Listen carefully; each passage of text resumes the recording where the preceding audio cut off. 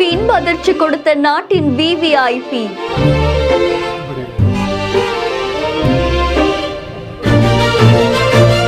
Sir ஒரு செல்ஃபின்னு தேடி தேடி போய் இப்படியா?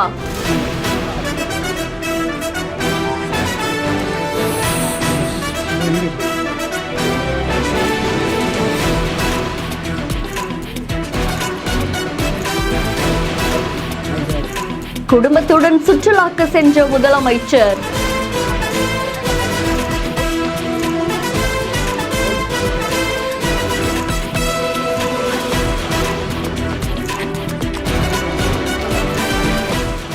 சட்டப்பேரவை தேர்தலுடைய வாக்குப்பதிவு நடந்து முடிஞ்ச நிலையில சூறாவளி பிரச்சாரம் மேற்கொண்ட முதலமைச்சர் அவர்கள் திண்டுக்கல் மாவட்டம் கொடைக்கானலுக்கு சுற்றுலா சென்றிருக்காங்க. குடும்பத்தோட சுற்றுலா சென்று அது மட்டும் இல்லாம குழுமையான அந்த இடத்தையுமே சுத்தி பார்த்துட்டு இருக்காங்க.